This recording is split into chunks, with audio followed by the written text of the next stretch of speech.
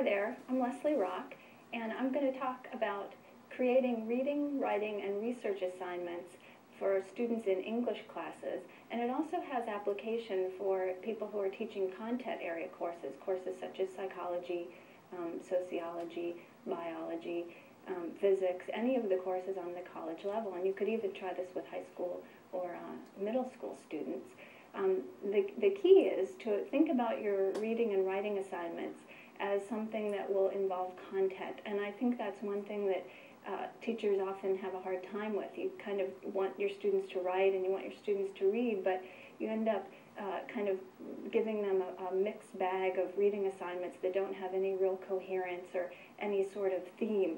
So I like to think about giving my students assignments that are related to a particular content area. And I'm going to use two examples to really illustrate how you could do this on very different levels. First of all, I teach a class that is more of a skills-based class, and it's for freshman students in college, and it's a reading comprehension class, theoretically. Now, I do like to integrate some writing assignments, and so I do this by creating some mini research projects. And one of these research projects is to have students read something from our textbook, our regular reading skills textbook, and then to go find an article in the library, and I have them use the computer system in the library instead of looking on the web, even though I know the web is the way of the future. I'm a little old-fashioned, and I like for them to actually go look in journals, newspapers, and magazines. Also, some of the information you get on the web is secondhand, and it tends to be a little watered down, and students really need to be more exposed to first-hand information and to realize that there is a quality information on some of these issues that they're reading about in their books, that they are real issues that people are writing about, other than textbook authors. So that being said, I send them off to the library and I ask them to look for an issue that came up in the reading that we were doing, so that they're getting exposure to the textbook writing and then writing from a journal or periodical or some such source. And then they assemble their sources. So students usually come to class with an article that they've researched on the topic, and then I have all of the students write the name of the article and the main idea from the article on the blackboards in the classroom, the author's name, volume number, other things like that that might be pertinent for other students who would be interested in looking up the same article, because often students see a topic and then they decide they want to work on that topic. So there's a little information sharing in the beginning.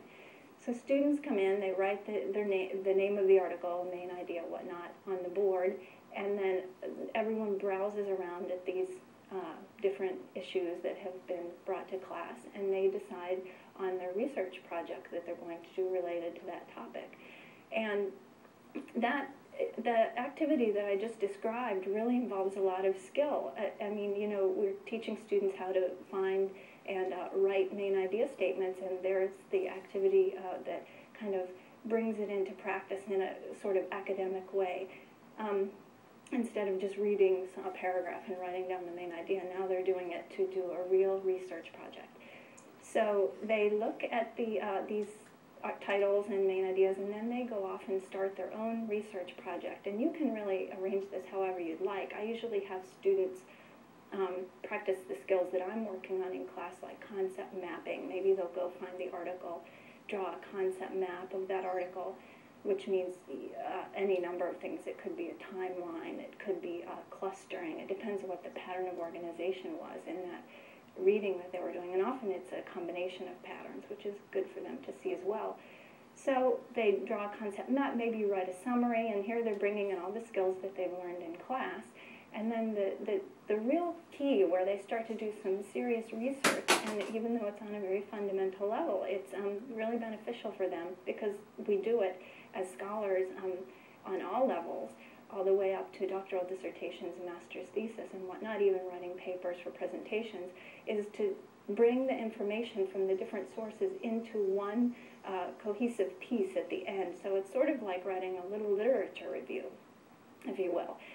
Certainly not like a master's thesis, but it's a start. So students are always tempted to summarize the article, and then in their report again, write another summary of the articles. But what I encourage them to do is look for the issues in the article.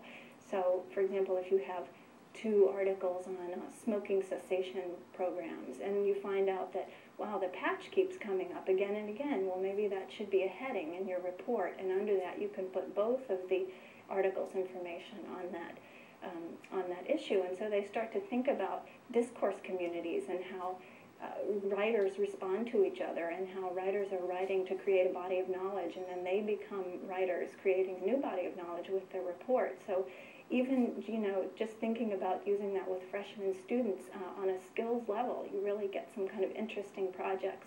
And so that's one thing I like to do with this reading class that I teach. And I have one more example that I use with a more advanced class. These tend to be sophomore students thinking about deciding on a major for their academic career.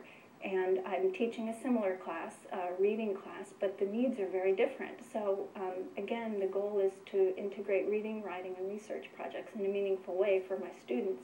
So what I do with this class is I have 4 content areas that I determine by random, really. I just decide which ones I'm going to do at the beginning of that semester. And in the past I've done biology, sociology, psychology, literature, history, and I arranged my course syllabus into those sections with equal amount of time devoted to each one, say 3 weeks for each section.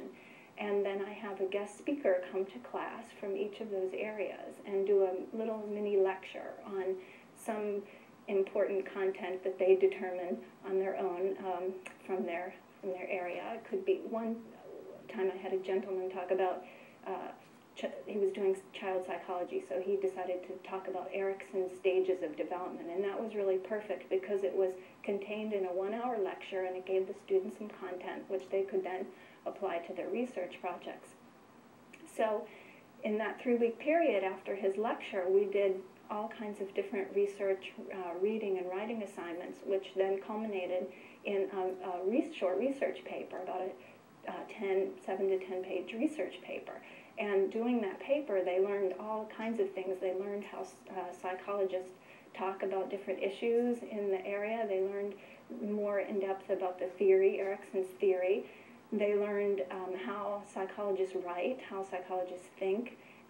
They learned about writing the psychology paper, APA style, and how to put the paper together, write an abstract, and the different sections of the paper, how it should be arranged.